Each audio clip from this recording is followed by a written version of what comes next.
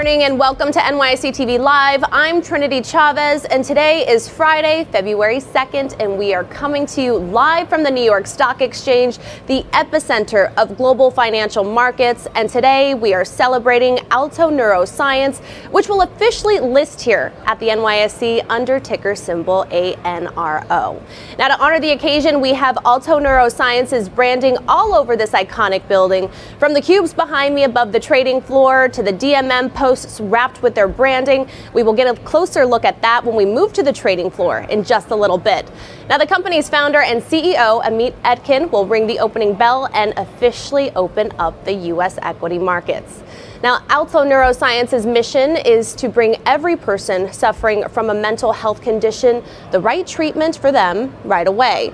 Alto Neuroscience is a clinical stage biopharmaceutical company that is leveraging neurobiology to develop personalized and highly effective treatment options. The company is using AI to make this happen by combining information on patients' brain activity and behavior to better identify which patients are more likely to respond to its products. Now, the company's foundation comes from what it says is an immense need for innovation. In 2019, Dr. Amit Etkin, the professor of psychiatry at Stanford, was discouraged at the lack of innovation in the treatment of mental health conditions. He attributed the problem to a trial and error approach many companies use, arguing that people respond to the same drugs in different ways.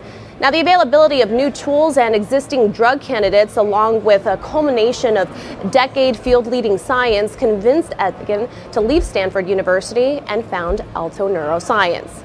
Now, the topic of mental health has been at the forefront of discussions over the past few years and the number of eye-opening treatments there are. Now, according to the World Health Organization, 1 out of every 8 people live with a psychiatric disorder, with a 13% rise in psychiatric disorders and substance use over the past decade. The World Health Organization also adding that the 2 most common psychiatric disorders, depression and anxiety, cost the global economy $1 trillion a year. Now, the United States, the Centers for Disease Control and Prevention, better known as the CDC, estimates that approximately 1 in every 25 adults live with a serious mental illness such as schizophrenia, bipolar disorder. Oh, we actually have to go to Freedom Hall for more of our coverage.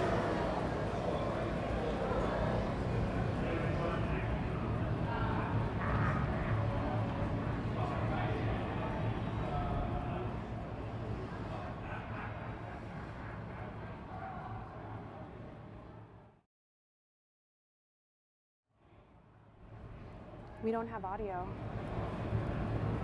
Yeah. Can I hear what they're saying? I don't hear anything. No. Well, he told me. Here are so important to this mission. I really hope that everybody, as you talk with each other, gets to meet people that you have not met before. So joining us today are others from our banks, from our auditor, from the folks helping us on the investor side. There's just so many people that are part of this. And our core teams focused on bringing our drugs forward, doing our trials, understanding what our work teaches us. Everybody is part of this mission. There's not a single person here, not a single person who does not have an absolutely critical role. So today is a day of celebration. Our stock will begin trading. It's a day of celebrating our team, our mission, our potential, and doing it in one of the most wonderful and iconic places in the world. The NYSE.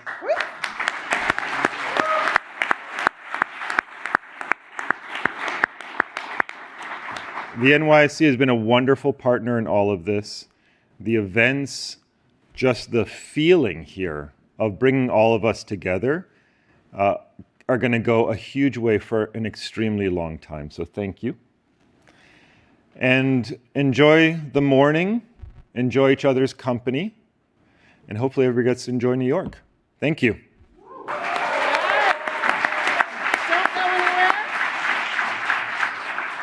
So you don't turn 231 years old without having 1 or 2 traditions.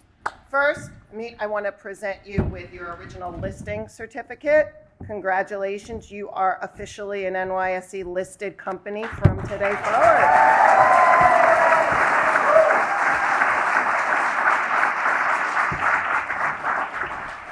And then it is my honor to present you with a medallion. Every morning we strike a medallion for our bell ringers and then also for our closing bell participants. On the front of the medallion are our 6 pillars, which stand for a variety of things, but importantly, they stand for entrepreneurship and innovation. And on the back is the buttonwood tree. We were founded under a buttonwood tree on the corner of Wall and Broad 231 years ago. It reminds us of our roots, not to forget where we came from, but importantly, it reminds us of our commitment to sustainability. It's my honor to present you with this. Thank you very much.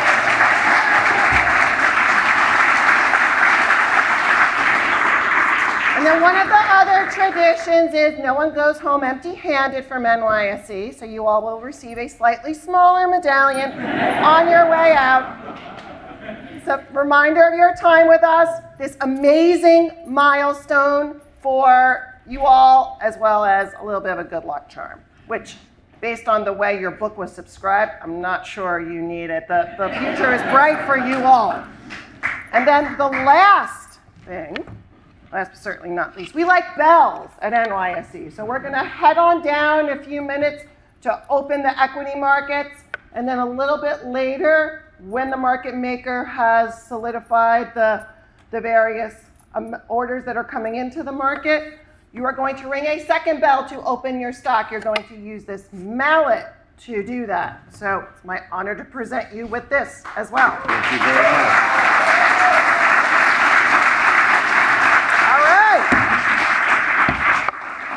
Now for the main event. The way it's going to work. If you've got a blue stripe on your badge, you are going to join me and myself to open the equity markets on the board. Now again, that was Lynn Martin, the president of the NYSE, along with Alto Neuroscience's CEO, Amit Etkin. He was talking about celebrating their team here today and their potential at one of the most iconic places in the world. And we're going to see more of their coverage on the trading floor when they make their way down. But now, switching gears a little bit, joining me live all the way from Geneva, where the World Health Organization is headquartered, now is Dr. Dan Chisholm, mental health specialist in the World Health Organization's Department of Mental Health and Substance Abuse. Good morning, doctor. Good morning, Trinity. Thanks for having me on the show. It's great to have you. Now, I really want to dive into this topic because it's extremely important. Can you tell me about how is the World Health Organization assessing the economic impact of mental health on a global scale?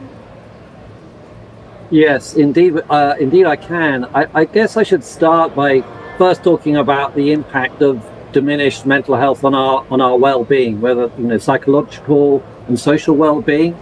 It's a vast but often hidden volume of suffering and hopelessness and misery.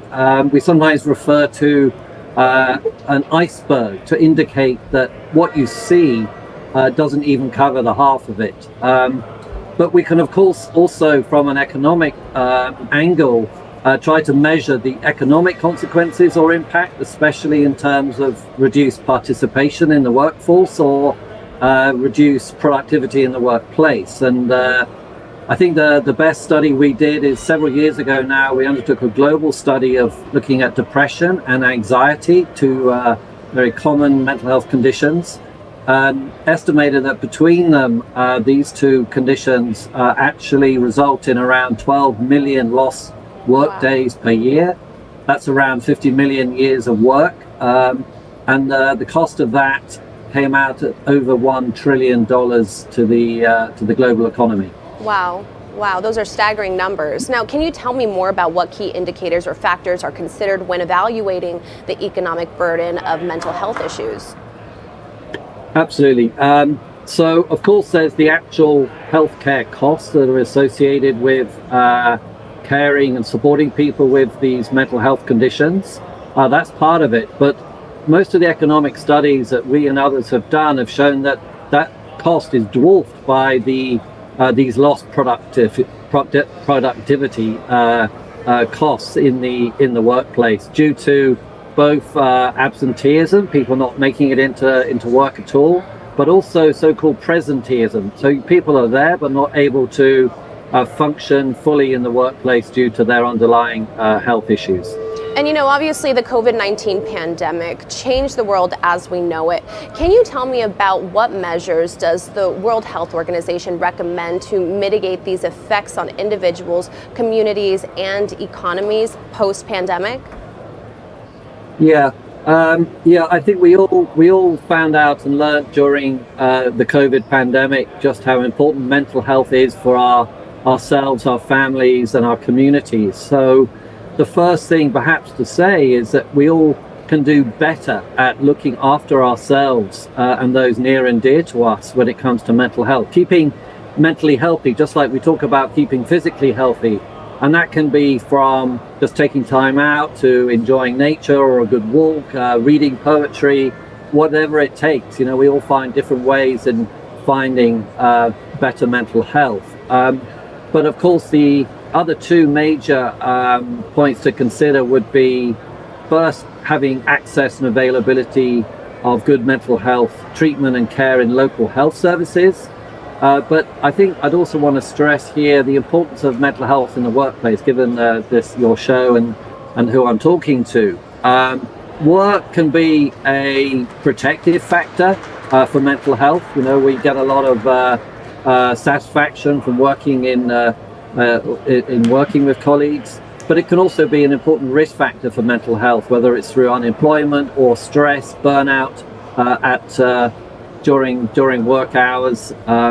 So I think, as a result, it's very important to consider the generating a more mentally healthy, friendly environment at work, both by reducing the risk via appropriate organizational measures that companies and corporations can take, and also promote and protect mental health through discussion and being open, and also support those who may be going through some problems or suffering, being able to be more supportive of those individuals in the workplace.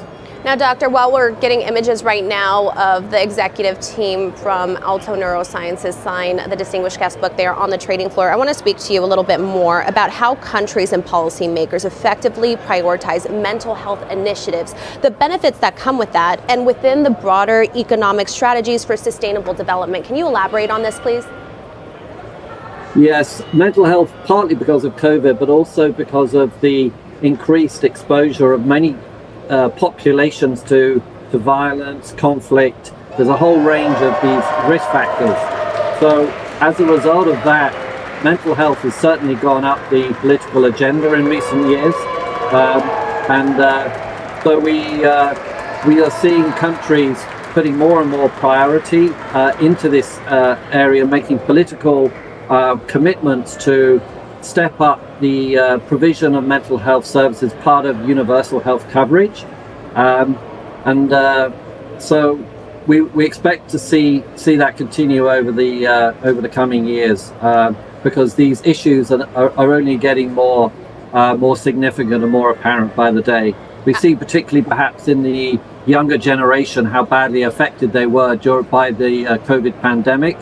And there is a huge unmet need for better services for young people with mental health issues or conditions. Now we have about 60 seconds left here, but you sort of touched on it a little bit earlier, but in light of the ongoing global focus on mental health awareness, can you elaborate on the specific challenges that businesses face due to mental health related issues among their employees? I think the biggest challenge would be affecting their profit margin, because of what I was talking about earlier, that that if you don't have a mentally healthy workforce, they're not going to be at their most productive and functional. Therefore, the value and worth of investing in the mental health of the workforce through some of the measures I mentioned that all companies can take to improve the mental health of their workforce. Thank you so much, Doctor. A lot of important information there. You're welcome. Have a good day. Have a good day. Now, Alto Neuroscience is just the latest company to join the New York Stock Exchange through a traditional IPO, but it's not the only way companies can list here at the NYSE. Going public. It's a huge milestone for a company that represents years of labor, efforts, and love from the company's founders, early employees, and investors. When you join the NYSE community of over 2,400 listed companies, you're equipped with the right tools to meet market demand, attract investors, and continue a trajectory for growth. And there's more than one way you could go public. In 2018, Spotify was our first company to go public via NYSE direct listing. Since then, companies of all sizes, from Roblox to ZipRecruiter, have taken advantage of this new way of listing on the largest equities exchange in the world. The New York Stock Exchange direct floor listing started off as an idea between the Spotify executive team and the NYSE management team. Together, they wanted to harness new ways to pursue going public. This kicked off a years-long process with regulators, bankers, and so much more. The story is captured in Insider Chief Finance Correspondent Dakin Campbell's book, Going Public. He spoke with Inside the Ice House's Josh King last year. Yeah, so here's where the NYSE comes into the story. It's October 2016. McCarthy has moved from Stockholm back to New York City, and then he gets the then NYSE president, Tom Farley. What goes down at that meeting between Barry and Tom, and what does Farley do next? He goes down the elevator and walks out onto the street. You know, he calls his boss, Jeff Sprecher, and he says, Jeff, you'll never believe this meeting I just had. You know, Spotify wants to directly list their shares. They want to cut out the investment banks. You know, Sprecher, who's been around a long time, says like, oh, that sounds interesting, but I bet the banks will be involved. You know, Spotify will need them in many other realms of the financial markets than just an IPO, and will eventually have to kick in the banks. But what's the difference? A few key factors. In a nutshell, direct listing provides a way for companies to go public without a traditional underwritten offering or an issuance of new shares to the public. Now, without the book building process, how is the reference price set? Sure.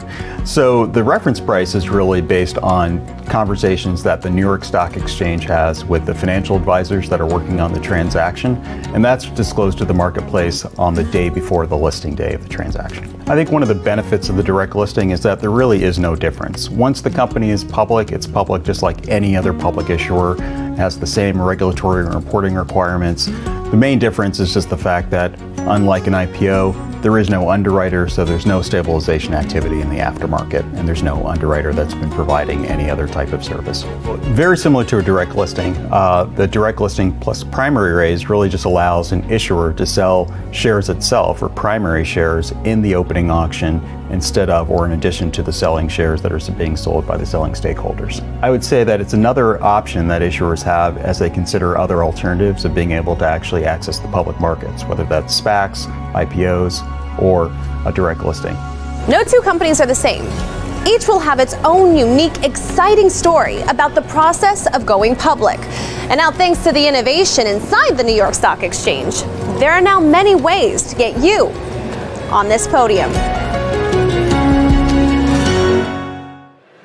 All right, we just got down to the trading floor. Again, this is an active trading floor. Traders are placing in those orders. But, I want to walk over to a few of my colleagues. We're going to speak with Johanna Grossman, Head of Healthcare and Life Sciences Capital Markets at the NYSE, and Eric Demise, who is also the sector lead for Healthcare and Life Sciences for Capital Markets. So good morning, you two. This is a great morning. Hi, Trinity. So excited to be here. So excited to have you. Good morning, Eric. Good morning. Thanks for having us. Now, can you tell me a bit about your roles here, exactly what you guys do at the exchange? I know what you do, but for our viewers who may not know, give us a Cliff Notes. Sure. So a little bit about us first. So we're scientists by training. Both Eric and I have a PhD in chemistry.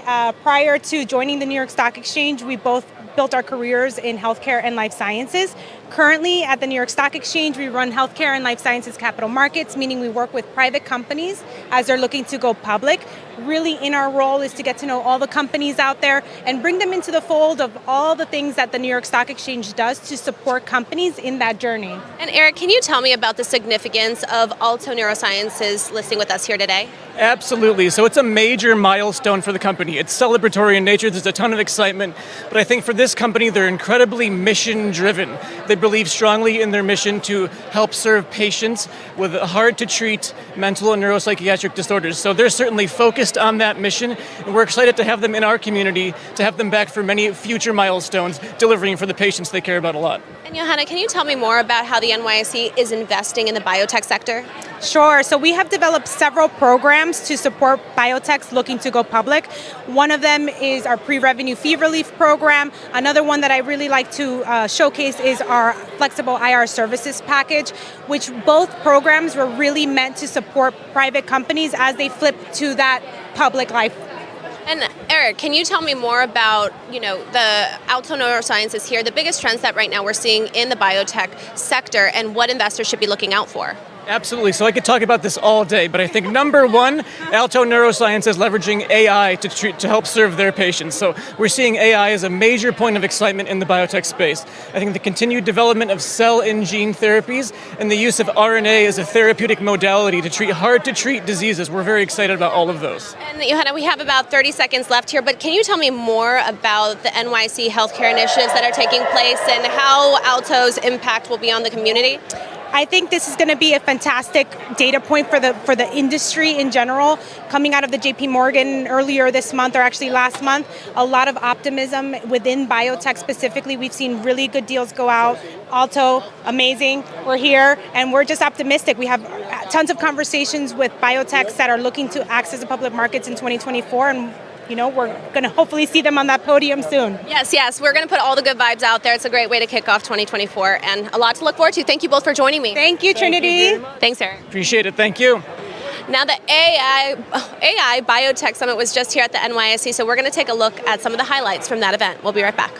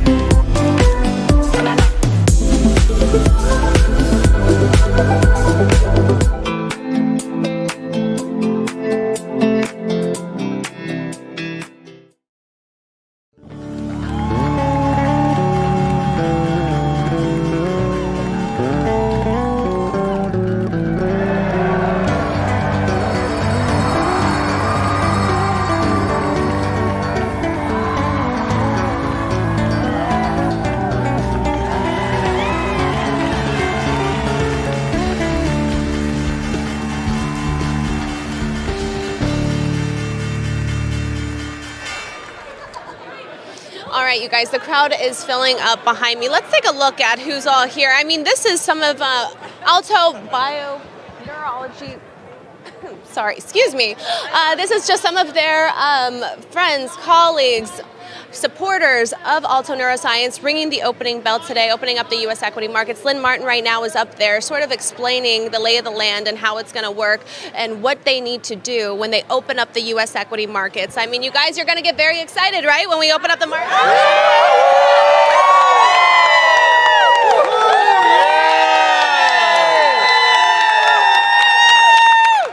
This crowd is just extremely vivacious. They just got a little bit shy when they saw the camera on them, but we're right in front of CNBC's set. We like to interrupt their broadcast from time to time with just the amazing people that we have here on the floor. And again, keep in mind, it's an active trading floor. Traders are placing in the orders as we get ready to open up the markets. We're about 30 seconds out, 25 seconds actually. Now let's take a look right now, a closer look right behind me. This is Jim Cramer's set where he films Mad Money, and this is the team that's on the bell podium, the CEO right there, again, Lynn Martin, as they get ready to open up the markets, and the crowd is going to get extremely, extremely loud. Actually, let's listen into that right now.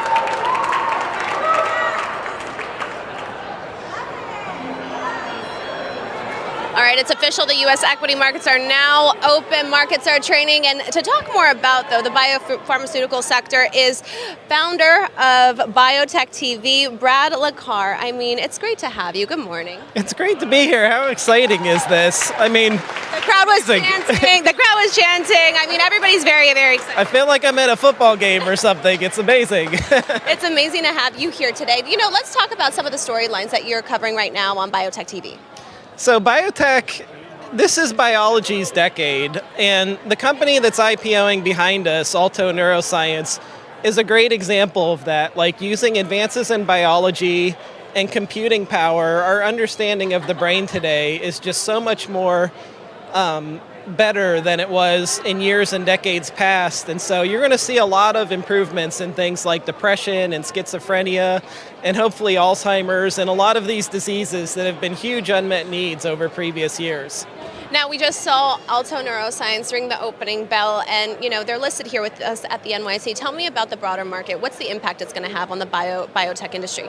Well, here's the way to think about this. This is going to have a huge impact on patients. Like, if you think about what cancer went through over previous decades, like a few decades ago, you thought of breast cancer as one thing. And what we've learned over the time since then is that there's different kinds based off of the profile of it. So there's different treatments for different types of breast cancers. Well, in the past, we've thought of neuroscience the same way. Like, you think of depression as one thing, but it's really not. Like, your depression, the biology of that might be different than mine. And companies like this are using like computing power to understand the difference between the two and make sure the right medicine gets to the right patients. And that's going to help us really have advances in clinical trials. Absolutely. It's not a one-size-fits-all approach, especially when it comes to the medical field. Now, you know, I want to talk about the biggest trends right now that we're seeing in the biotech industry as we're getting images right now of the team signing our distinguished wall, like just right here behind the Bell podium. But tell me about the biggest trends that we're seeing in the biotech industry. What should investors be looking out for? Well, biotech, we're feeling great in biotech. We had 3 really rough years, like 3 of the worst ever.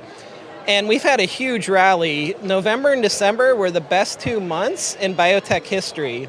And one of the things that's been driving that is M&A. We've seen a lot of huge deals where large pharmaceutical companies are buying smaller biotech companies. And we've seen that in neuroscience that we're talking about today.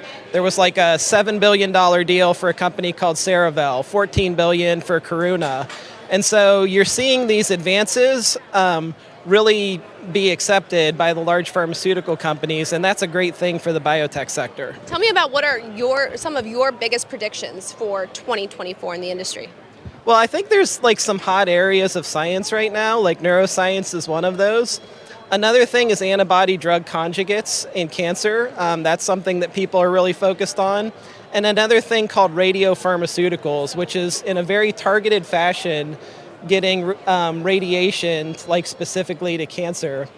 And we have a couple big clinical trial readouts that we're expecting over the next 6 months. And one of my big predictions is I'm looking forward to some positive data. So a company called Alnylam has a big study called Helios B that we're all watching in ATTR cardiomyopathy. I think it's going to be a big win for their technology, which is called RNAi. And then in the ALS space, there's a company called Amylyx that has a big phase 3 readout for a study called the Phoenix study. ALS is a really difficult disease, and I think a lot of people are skeptical about that one, but Justin and Josh, who run the company, are some really great young entrepreneurs. I mean, they're really emblematic of like what makes the biotech sector great. And I think they're going to surprise a lot of people and pull out a win for the ALS community. Amazing. Well, thank you so much for joining me today. Thank you. All right. It's been an extra... Oh, you could go. I'll see you later. Yeah. That's okay. That's okay. It always happens. Anyways, we have had an extremely exciting week here at the New York Stock Exchange, and we're actually going to speak to the CEO of the company here today in just a few moments. But, you know, we are going to take a look at how we kicked off festivities on Monday with Flutter ringing the opening bell. Let's take a look.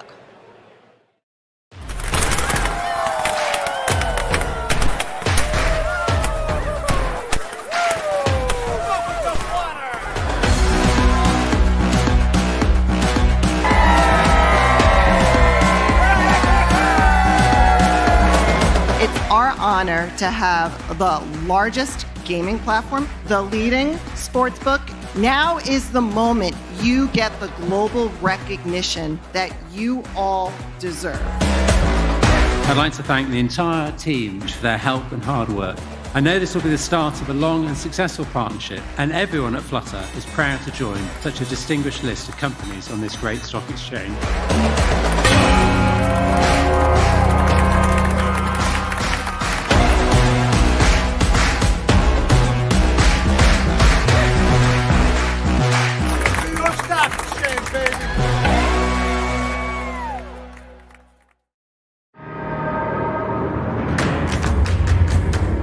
Connecting to opportunity is just part of the hustle.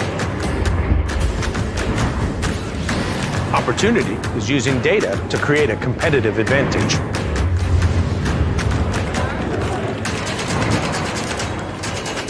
It's raising capital to help companies change the world. It's making complicated financial concepts seem simple. Opportunity is making the dream of home ownership a reality. Writing new rules and redefining the game. And driving the world forward to a greener energy future.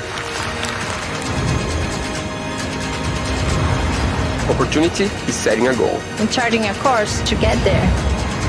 Sometimes the only thing standing between you and opportunity is someone who can make the connection. At ICE, we connect people to opportunity. Now, as we are waiting for the CEO to make his way back down to the trading floor, a lot of other things have been happening from coast to coast at the NYSE. In fact, I was just in my hometown of Las Vegas, Nevada, covering one of the largest tech conventions in the world at CES. Let's take a look. The NYSE is at CES, uncovering innovations that are not only changing the game, but changing the world. Hundreds of thousands of people come to Las Vegas every single year just to attend CES. Several NYSE-listed companies also have booths set up. Let's go in and take a look at what they have. We are highlighting how technology helps farmers do more with less. We have a lot of customer discussions around assistant driving and automated driving for the future. There's a big transition in the automotive industry. Modernizing what happened with cell phones maybe a decade ago is now happening to the vehicle today. Look at the zero turn that's being displayed right now. Automotives are huge this year at CES. We're going to be working together to bring in autonomy on the road with trucking by 2027 in the market. We're inside the first driverless truck, and Kodiak is rolling it out later this year. 2024 is really going to be the year of driverless. You have a flying car. That's pretty incredible. All the flying parts, the propeller, the rotor, the arm, they can fall into the car body. What we're showcasing here are the sort of systems that are going to be needed for the vehicles of today as well as the vehicles of the future. The most exciting product that we have today certainly are EV charging performance simulation solutions. These exhibits are crazy. Look at this right behind me. This is just on another level. Wow, they even make the minivan look cool. I could get used to traveling like this. Okay, we have to see if we can get on this thing. I need a breather. I'm just gonna stay here for the rest of the day. I feel like if we keep going, I'm never gonna get up out of here. We are trying to deliver our product and solutions to the home. We are always thinking about your health and your wellness. Garmin created this wearable heart rate monitor that you can just clip to your sports bra. Garmin is known for our incredible battery life and our wellness features. We're super excited to roll this out to the market. CES has this trend of going all in about certain lines of products, get a space full of innovation. Is there a way that we can build a car that gets better every day? Think of all the cloud applications that get updated hundreds of times in a week. And that's exactly what we want for cars. A lot of times technology gets ahead of the consumer. In 2024, you're really going to see a lot of the emerging technology come together with the consumer in a meaningful way. I literally feel like I am moving right now. That's just how realistic this simulation is. This is the future of retail. What we're really focused on is how do we help people save money and live better? And that's for our associates, that's for our customers and members, and those are the communities that we serve. 3M, at our heart, we're a material science company. And what we're showing here at CES is how we're actively building for tomorrow with our inventions, with our technology. This is the forefront of technology, innovative ideas changing the world as we know it. I am joined now with Amit Etkin. He is the CEO of Alto. I mean, congratulations, Amit. Thank you. Thank you very much. Absolutely. It's a pleasure to have you here. I mean, an exciting day. Tell me about the significance of today. Yeah, so what we do is develop drugs, new medications for patients with a variety of psychiatric disorders, where we understand what the right drug for them is based on a test of their brain, different functions in their brain. And significance of today is all about those patients. It's all about the need that we're going to be addressing, and we have been addressing, and the tremendous opportunity to actually do something different in psychiatry for the first time in decades. Making a world a better place, right? But tell me about the significance for your team. It obviously takes a hugely committed team to get to this pivotal moment today. I mean, what does it mean for them? Our team is incredibly broad and diverse in so many different ways. Today is fuel for their fire, fuel to pursue our mission as intensely as we can because patients are waiting. And can you tell me about the impact it has on your broader team, this listing today with the NYSE? Look, we have our whole team here, we have our whole company here. Everybody's celebrating being around each other and the event today. Phenomenal, monumental milestone. But in the end, it's what allows us to do our job. Us to serve our patients, to bring new drugs to market, to actually create outcomes that, as a psychiatrist, I've long wanted to see happen. Speaking of your team, those who are watching near and far, would you like to tell them anything? Yeah, look, you guys are absolutely awesome. There's no way we could do it without you. And the uniqueness of our organization, running trials, creating tools for understanding how people's brains work and understanding the data that comes out of all that. That's a unique team with really exciting outcomes to come. Thank you so much, and congratulations again. Thank you. It's my pleasure. Thank you. Take care. All right, you guys, that just about does it for us at the New York Stock Exchange. For those who are watching, thank you so much for tuning in. Make sure you tune in this afternoon to see who's ringing the closing bell. I'm Trinity Chavez, signing off. Together, we built something truly beautiful in the true iconic notion of what America is all about. This is our task, this is our mission. We have a clear focus and we have the ability to be agile and innovate. It takes years of dedication to get us to this milestone. It is all because of you. Never doubt that a small group of thoughtful, committed citizens can change the world. It is the only thing that ever has. To be a woman leader, it's not so easy, but it's easy if the passion and the love is coming from your heart. The New York Stock Exchange is the symbol of what America is all about. Potential of capitalism, the potential of an American dream. The only way you can move a society forward is a true expression of freedom.